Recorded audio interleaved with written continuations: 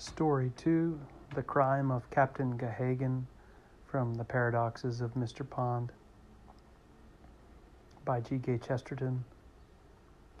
It must be confessed that some people thought Mr. Pond a bore. He had a weakness for long speeches, not out of self-importance, but because he had an old-fashioned taste in literature and had unconsciously inherited the habit of Gibbon or Butler or Burke. Even his paradoxes were not what are called brilliant paradoxes. The word brilliant has long been the most formidable weapon of criticism, but Mr. Pond could not be blasted and withered with the charge of brilliancy. Thus, in the case now to be considered, when Mr. Pond said, referring, as I grieve to say, to the greater part of the female sex, at least in its most modern phase, they go so fast that they get no further. He did not mean it as an epigram, and somehow it did not sound epigrammatic, but only odd and obscure. And the ladies to whom he said it, notably the Honorable Violet Varney, could see no sense in it. They thought Mr. Pond, when he was not boring, was only bewildering. Anyhow, Mr. Pond did sometimes indulge in long speeches. Triumph, therefore, and great glory belongs to anyone who could successfully stop Mr. Pond from making long speeches. And this laurel is for the brows of Miss Artemis Asa Smith of Pentapolis, PA.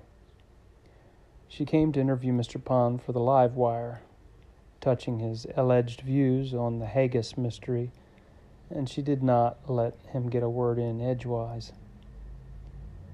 "I believe," began Mr. Pond, rather nervously, "that your paper is inquiring about what some call private execution and I call murder, but—" "Forget it," said the young lady briefly.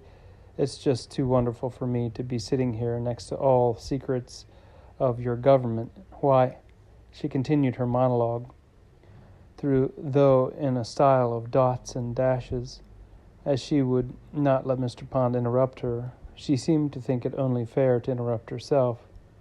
Somehow it seemed at once as if her speech would never end, and not one sentence of it was ever ended. We have all heard of American interviewers who rip up family secrets, break down bedroom doors, and collect information in the manner of burglars. There are some, but there are also others.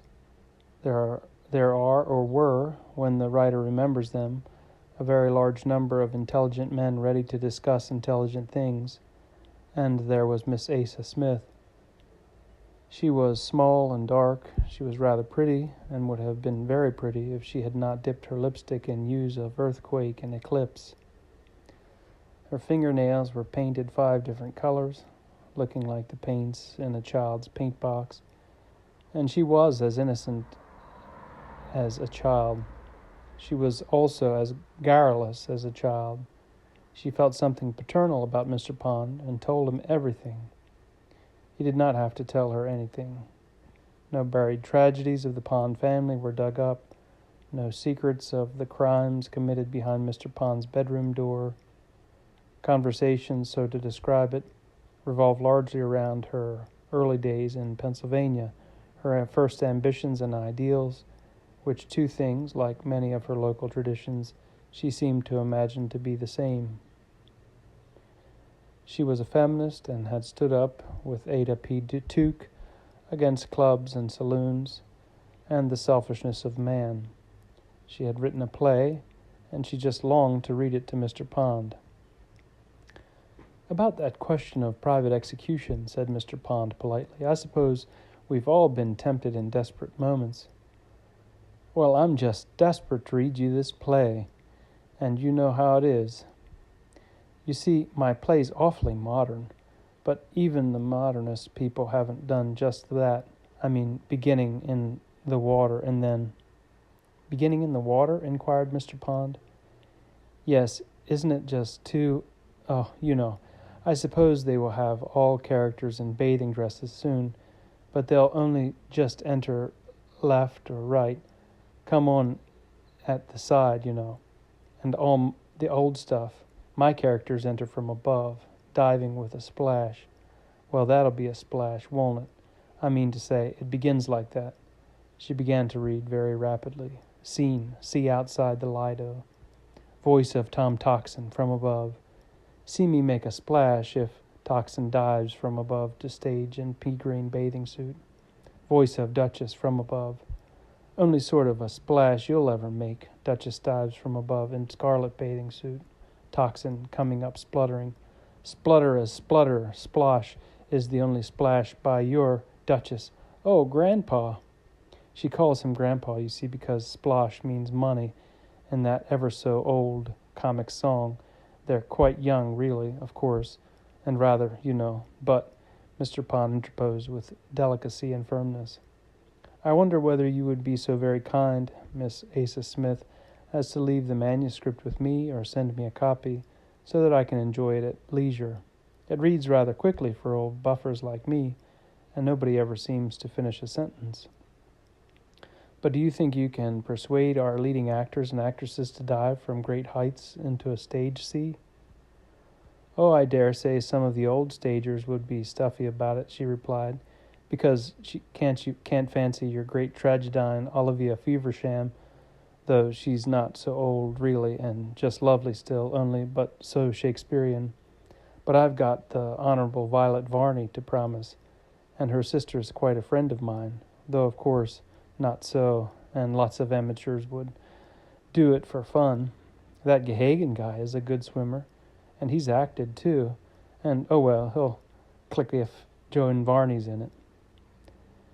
The face of Mr. Pond, hitherto patient and stoical, became quite sternly alert and alive. He said with a new gravity, Captain Gahagan is a great friend of mine, and he has introduced me to Miss Varney. As to her sister, the one on the stage, not a patch on Joan, is she? But, said Miss Asa Smith. Mr. Pond had formed an impression. He liked Miss Asa Smith. He liked her very much, and the thought of the Honorable Violet Varney, that English aristocrat, made him like the American even more. The Honorable Violet was one of those wealthy women who pay to act badly, a blackleg, the poorer people who might have been paid to act well. She certainly was quite capable of diving in a bathing suit or in anything or nothing, if it were the only way to the stage and the spotlight. She was quite capable of helping Miss Asa Smith in her absurd play and taking similar nonsense about being modern and independent of selfish man. But there was a difference, and it was not to the advantage of the Honorable Violet. Poor Artemis followed idiotic fashions because she was a hard-working journalist who had to earn her living, and Violet Varney only took away other people's livings. They both spoke in the style that was a string of unfinished sentences. It was the one language Mr. Pond thought that might truly be called broken English. But Violet dropped the tail of a sentence as if she were too tired to finish it. Artemis did so as if she were really too eager to get on to the next. There was within her somehow a thing, a spirit of life, which survives every criticism of America. Joan Varney's much nicer, continued Artemis. And you bet your friend Gahagan thinks so. Do you think they'll really hitch up? He's a queer fellow, you know. Mr. Pond did not deny it. Captain Gahagan, that swaggering and restless and sometimes sullen man about town, was queer in many ways, and in none more than in his almost incongruous affection for the precise and prosaic Mr. Pond. Some say he's a rotter, said this candid American. I don't say so, but I do say that he's a dark horse, and he does shilly-shally about Joan Varney, doesn't he? Some say he's really in love with the great Olivia, your only tragic actress, only she's so jolly tragic. God send she doesn't play in a real tragedy, said Pond. He knew what he meant, but he had not the faintest foreshadowing of the awful tragedy of real life and death in which Olivia Feversham was to play within the next 24 hours. He was only thinking of his Irish friend as he knew him, and he was near enough to know all that he did not know. Peter Patrick Gahagan lived the modern life, perhaps to excess. He was a prop of nightclubs and a driver of sports cars, still comparatively young, but for all that he was a survival. He belonged to the times of a more romantic Byronic pose, when Mr. W.B. Yeats wrote, "Romantic Ireland's dead and gone, it's with O'Leary in the grave." He had never met Gahagan, who was not yet in the grave. He was of that older tradition, by 100 tests.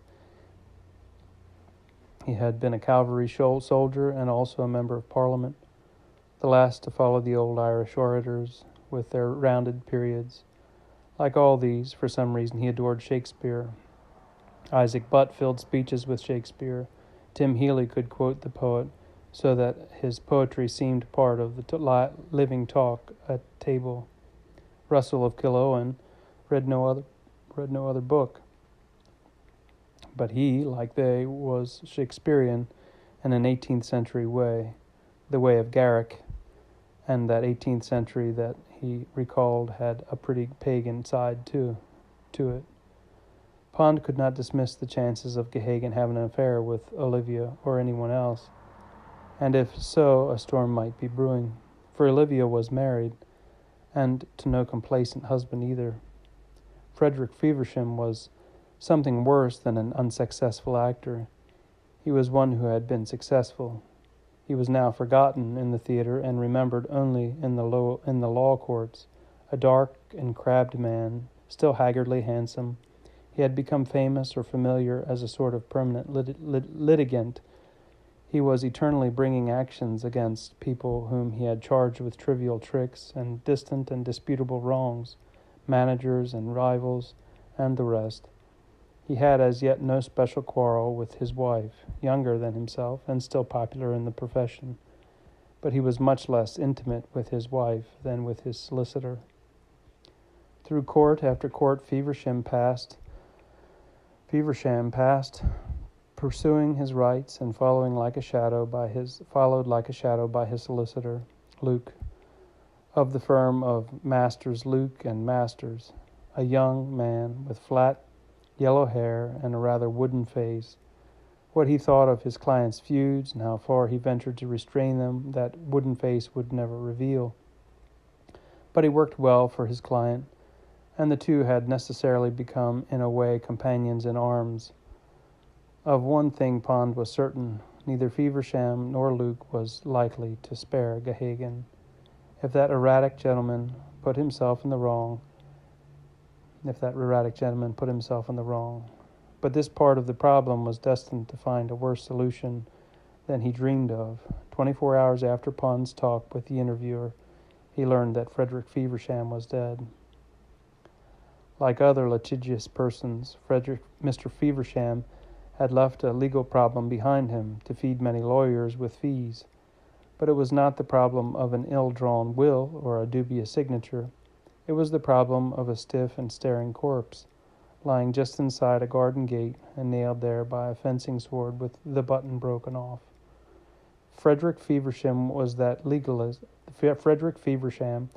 legalist, had suffered at least one final and indisputable illegality. He had been stabbed to death as he entered his own home.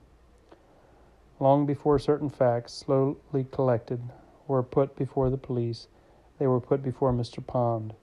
This may seem odd, but there were reasons. Indeed, Mr. Pond, like many other government officials, had rather secret and unsuspected spheres of influence. His public powers were very private.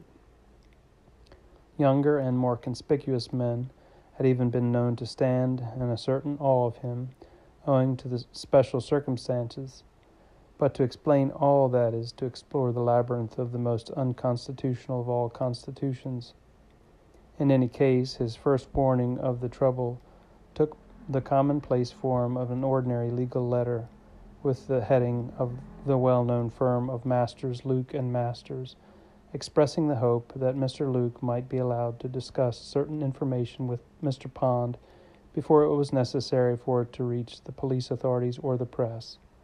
Mr. Pond replied equally formally that he would be delighted to receive Mr. Luke at a certain hour upon the following day. Then he sat and stared into vacancy with that rather goggling expression which led some of his friends to compare him to a fish. He had already thought about 2/3 of what the solicitor was going to tell him. "The truth is, Mr. Pond," said the solicitor in a confidential but careful voice, when he was at length deposited on the other side of Mr. Pond's table next day, "the truth is that the possibilities of this affair, painful in any case, may be especially painful for you. Most of us find it impossible to imagine that a personal fight might come under suspicion in such matters." The mild eyes of Mr. Pond opened very wide, and even his mouth made the momentary movement which some thought so very fishy.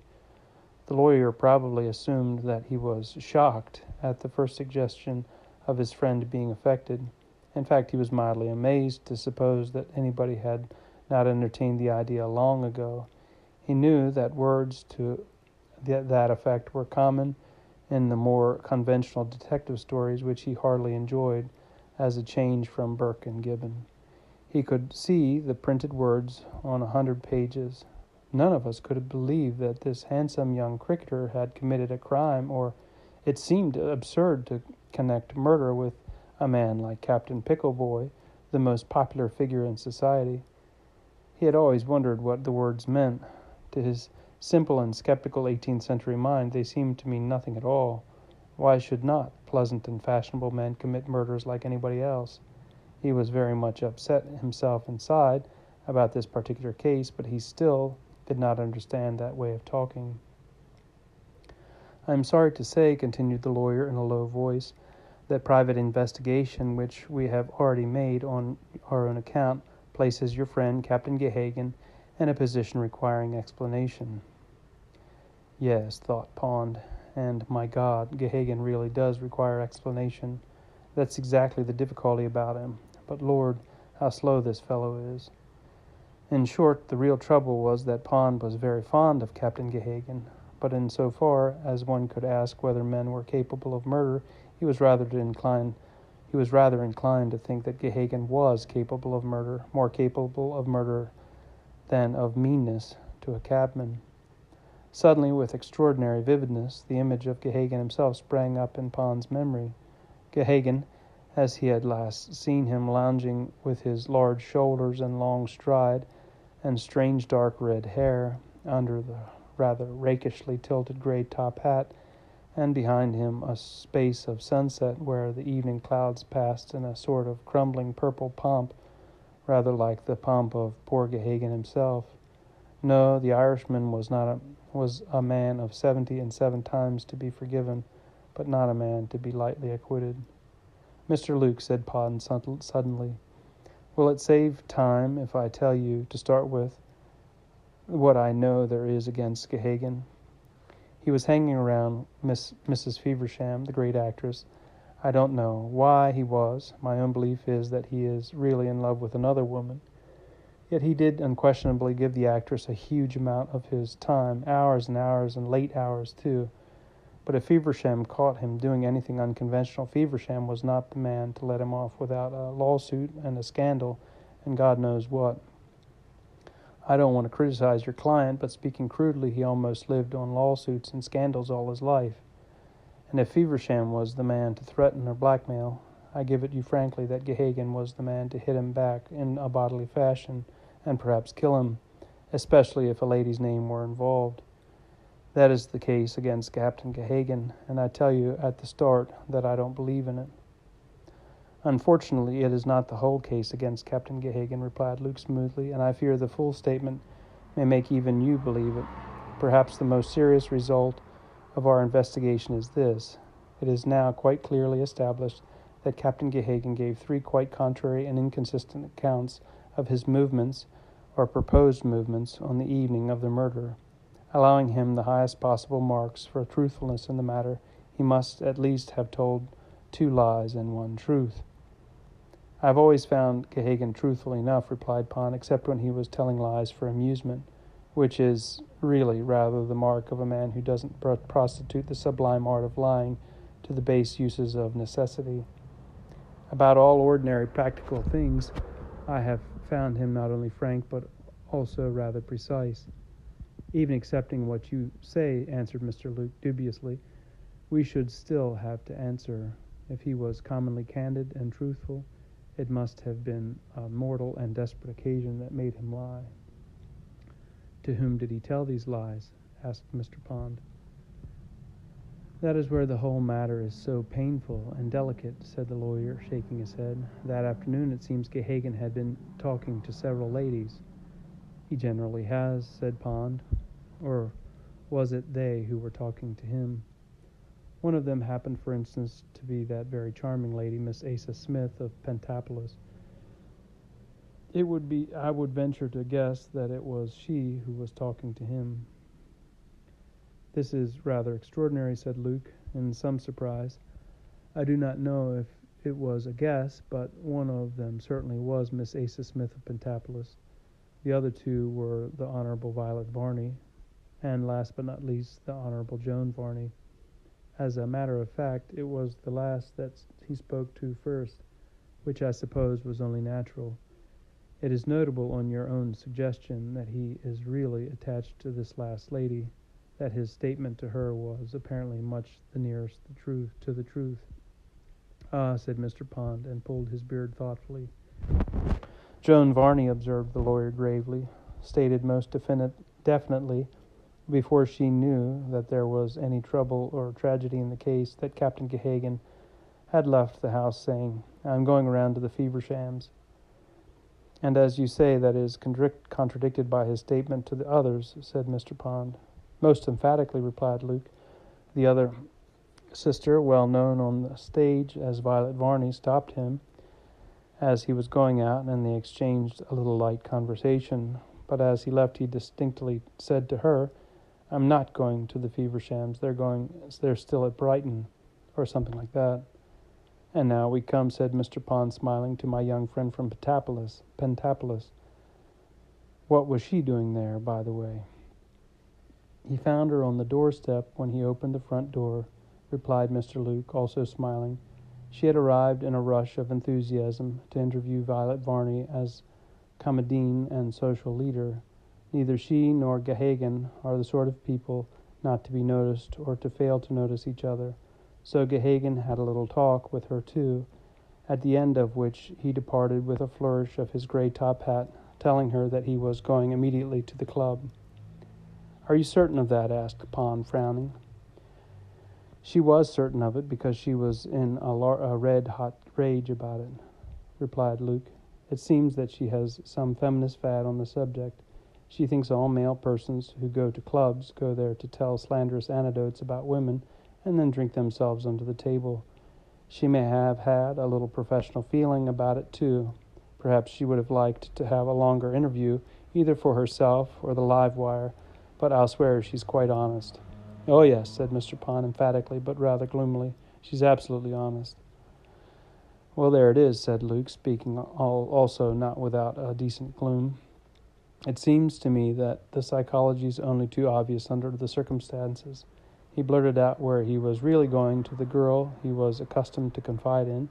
Perhaps he didn't really plan the crime till later, or perhaps it wasn't entirely planned or premeditated. But by the time he talked to less friendly people, he saw how unwise it was to say he was going to the Fevershams. His first impulse is to say hastily and too crudely that he was not going to the Fevershams. Then, by the third interview, he thinks of a really good lie, normally sufficiently vague, and says he is going to the club." "It might be like that," replied Pond, "or it might—" and Mr. Pond fell for the first time into the lax habit of Miss Asa Smith, and failed to finish his sentence. Instead, he sat staring at the distance with his rather goggle-eyed and fish-like gaze. Then he put his head on his hands. He said apologetically, "Please pardon me if I think for a minute," and buried his bald brows once more. The bearded fish came to the surface again, with a somewhat new expression, and said with a brisk and almost sharp tone, "You seem very much bent on bringing the crime home to poor Gahagan." For the first time Luke's features stiffened to hardness, or even harshness. "We naturally wish to bring the murderer of our client to justice." Pond bent forward, and his eyes were penetrating as he repeated, "But you will have it that the murderer was Gahagan." "I give you the evidence," said Luke, lowering. "You know the witnesses." "And yet, oddly enough," said Pond very slowly, "you haven't mentioned the really damning thing against him in the report of those witnesses." "It's damning enough. What do you mean?" snapped the lawyer. "I mean the fact that they are unwilling witnesses," replied Pond. "It couldn't be a conspiracy. My little Yank is as honest as the day and would never join a conspiracy. He is the sort of man women like. Even Violet Varney likes him. Joan Varney loves him. And yet they all give evidence to contradict him, or at least show he contradicted himself, and yet they're all wrong." "What the devil do you mean," cried Luke with sudden impatience, "by saying they're all wrong?" "They're all wrong about what he said," answered Pond. "Did you ask them if he said anything else?" "What else is needed?" cried the lawyer, and now really angry. "They could all swear he said what I say, going to the Fevershams, not going to the Fevershams, going to some unnamed club, and then bolting down the street so as to leave a lady in a rage." "Precisely," said Pond. "You say he said 3 different things. I say he said the same thing to all 3. He turned it the other way around and made it the same." "He turned it the other way around, all right," retorted Luke almost viciously. "But if he goes into the witness box, he'll find out whether the law of perjury says that turning a thing around makes it the same." There was a pause, and then Mr. Pond said serenely, "So now we know all about the crime of Captain Gahagan." "Who says we know all about anything? I don't. Do you?" "Yes," said Mr. Pond.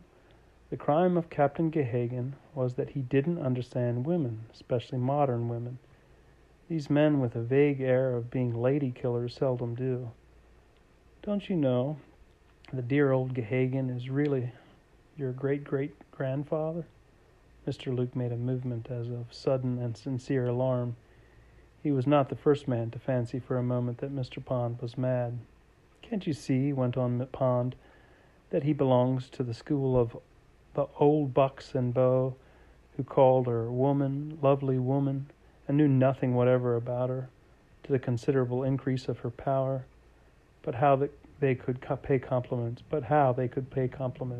stand close about you, Stygian set. But perhaps, as you seem to suggest, it is not quite relevant.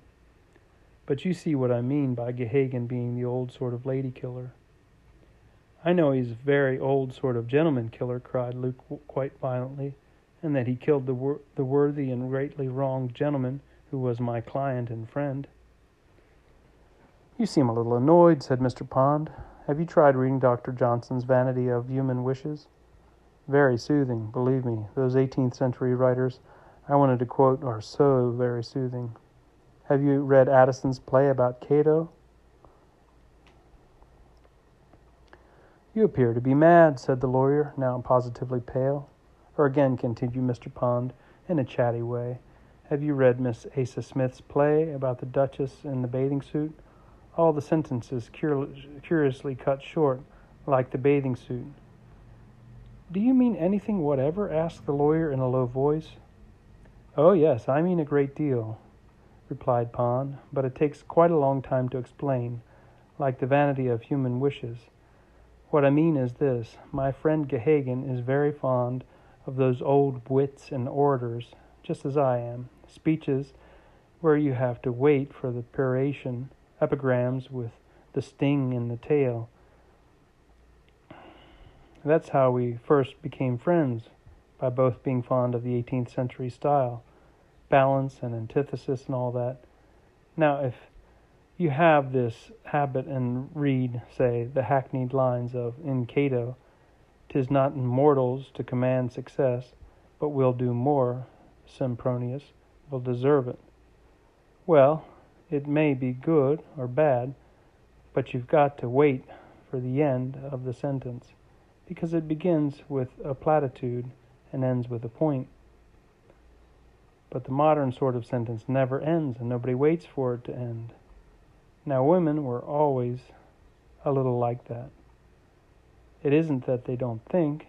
They think quicker than we do. They often talk better, but they don't listen so well. They'll leap so quickly upon the first point, they see so much more in it, and go off at a gallop of inference about it, so that they sometimes don't notice the rest of the speech at all. But Gahagan, being of the other sort, the old oratorical sort, would always end his sentence properly and be as careful to say what he meant at the end as at the beginning.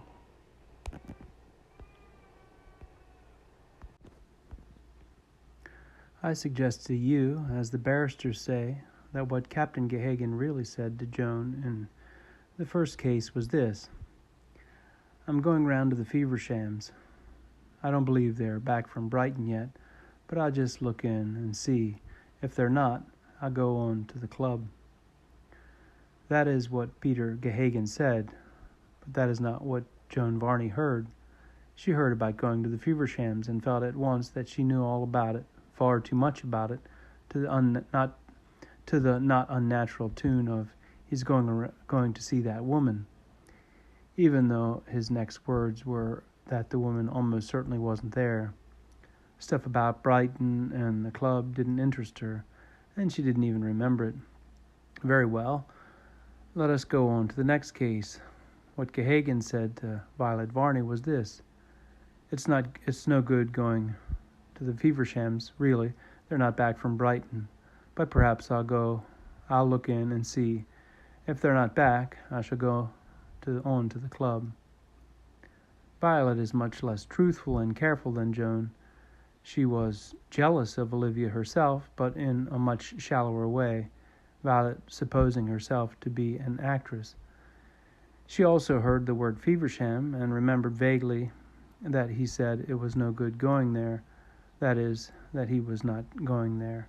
She was pleased at this and condescended to chat with him, but did not condescend to pay any attention whatever to anything else he said.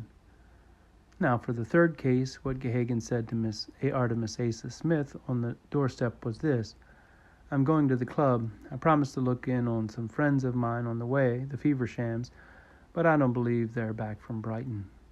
That is what he said. What Artemis heard, saw, and blasted with her blazing eye was a typical insolent, selfish, self-indulgent male brazenly bragging in the open street of his intention to go to his infamous club where women are slandered and men drugged with alcohol. After the shock of this shameless avowal, of course she could not stoop to pick up the pieces of any other silly things he had said. He was simply the man who went to the club. Now, all those three real statements of Gahagan are exactly the same. They all mean the same thing, map out the same course of action, give the same reasons for the same acts, but they sound totally different according to which sentence comes first, especially to these rather jumpy modern girls, accustomed only to jump at the sentence that comes first, very often because there isn't anything at all to come after it.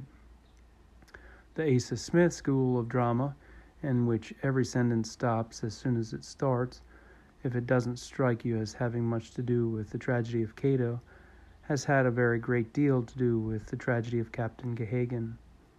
They might have hanged my friend between them, with the best intentions in the world, simply and solely because they will think only in half sentences, broken necks, broken hearts, broken lives, and all because they won't learn any language but broken English. Don't you think there's something to be said for that musty old taste of his and mine, for the sort of literature that makes you read all that a man writes and listen to all that he says? Wouldn't you rather have an important statement made to you in the language of Addison or Johnson than in the splutterings of Mr. Tocsin and the Diving Duchess? During this monologue, certainly rather long, the lawyer had grown more and more restless and full of nervous irritation. "This is all fancy work," he said almost feverishly. "If you haven't proved any of this." "No," said Pond gravely. "As you say, I fancied it. At least I guessed it. But I did ring up Gahagan and hear something of the truth of his words and movements that afternoon." "Truth!" cried Luke with extraordinary bitterness.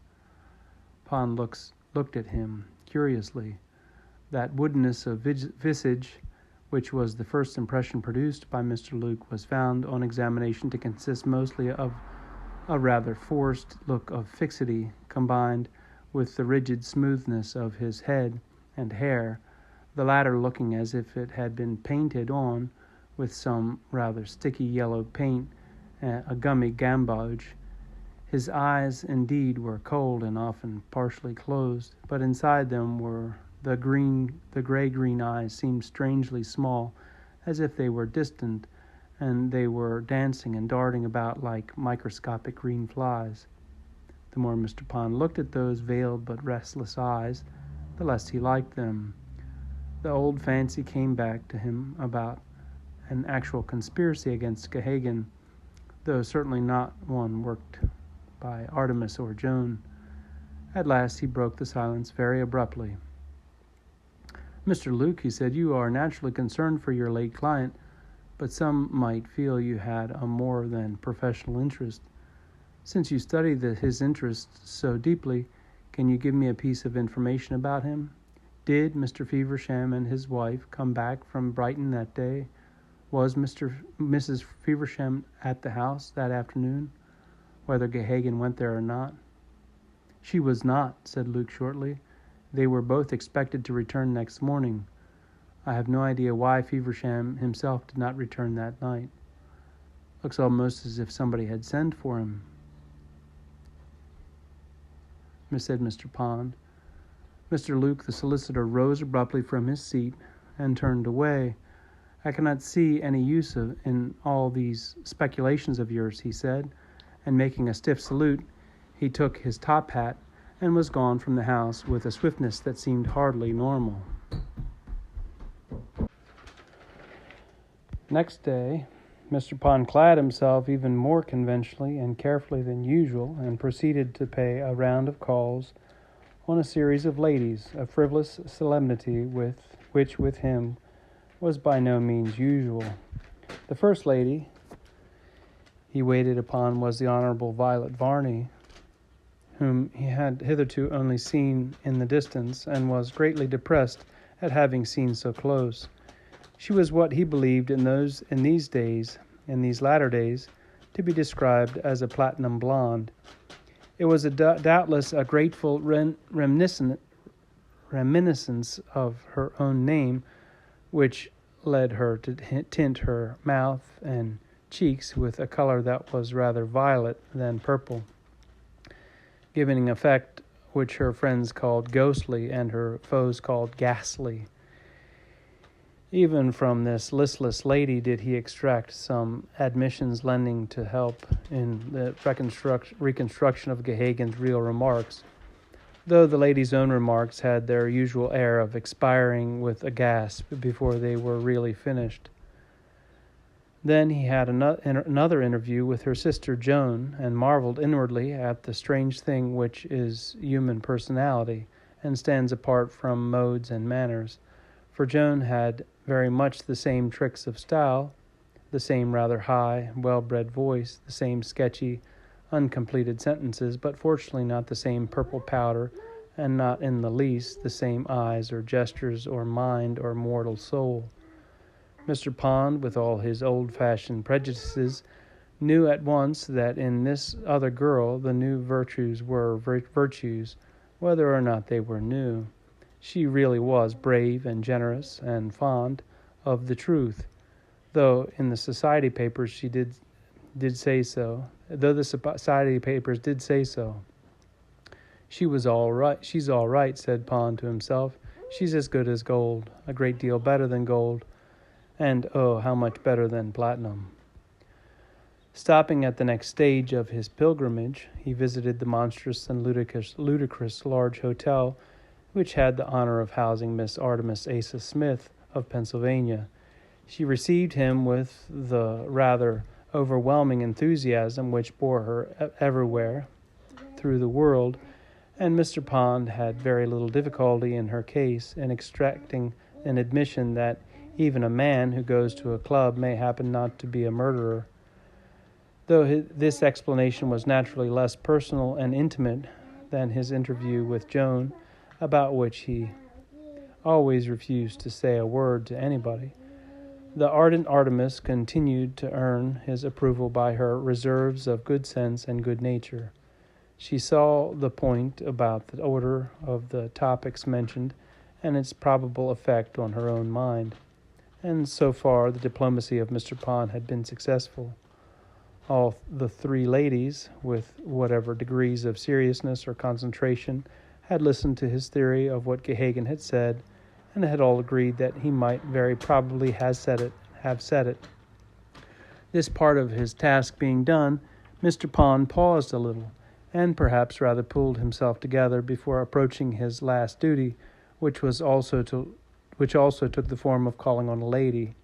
He might be excused, for it has also involved passing through that grim garden where a man had lain murdered, to that high and sinister house where his widow was still living alone, the great Olivia, queen of tragedy, now tragic by a double claim. He stepped not without repugnance across that dark corner inside the gate, and under the holly tree where poor Fred Feversham had been spiked to the earth by a mere splinter of a sword. And as he climbed the crooked path to the doorway in the narrow and bare brick house that stood above him like a tower, dark against the stars, he revolved difficulties much deeper than had yet troubled him in the more trifling matter of the supposed inconsistencies of Gahagan's conversation.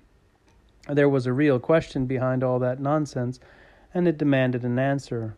Somebody had murdered the unfortunate Fred Feversham, and there were some real reasons for directing the suspicion upon Gahagan. After all, he had been in the habit of spending whole days or half of the nights as well with this actress.